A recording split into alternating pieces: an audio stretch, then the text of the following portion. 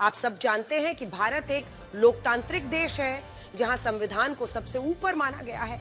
इस संविधान के तहत सभी धर्मों को बराबर माना जाता है और सबको इस देश में समान अधिकार भी मिलते हैं। लेकिन आज जमीयत उलेमा ए हिंद के राष्ट्रीय अध्यक्ष महमूद मदनी के एक बयान को लेकर काफी विवाद हो रहा है। इस बयान में उन्होंने कहा है कि जब जब जुल्म होगा तब तब जिहाद होगा और इस बयान को लेकर काफी विवाद हो रहा है।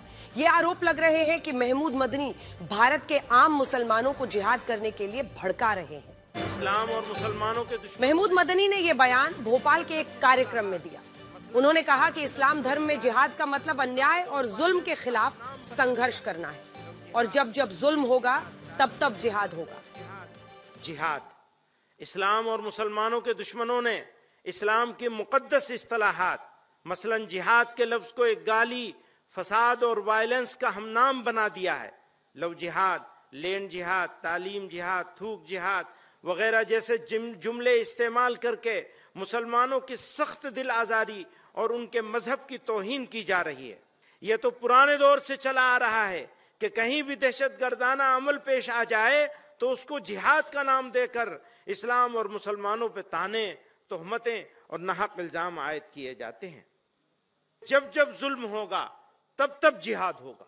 मैं इसको दोबारा कहता हूं, जब जब जुल्म होगा तब तब जिहाद होगा। महमूद मदनी के इस बयान के बाद बड़ा सवाल यह है कि क्या वो भारत के मुसलमानों को जिहाद करने के लिए भड़काना चाहते हैं। वो पहले ये कहते हैं कि भारत के मुसलमान देश में खुद को सुरक्षित महसूस नहीं करते, फिर ये कहते हैं कि बुलडोजर की कार्रवाई, मॉब लिंचिंग, आर्थिक बहिष्कार और नफरती अभियानों से मुसलमानों को दबाया जा रहा है, और आखिर में ये कहते हैं कि इस्लाम धर्म में अन्याय के खिलाफ संघर्ष को जिहाद माना गया है और जब जब जुल्म होगा तब तब जिहाद होगा।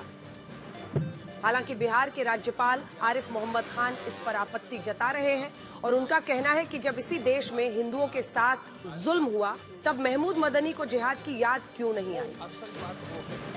अगर उत्पीड़न के खिलाफ आवाज उठाना, संघर्ष करना जिहाद अगर उसको वाकई वो मानते होते तो मौलाना मदनी पहले आदमी होते जो कश्मीर जाते जब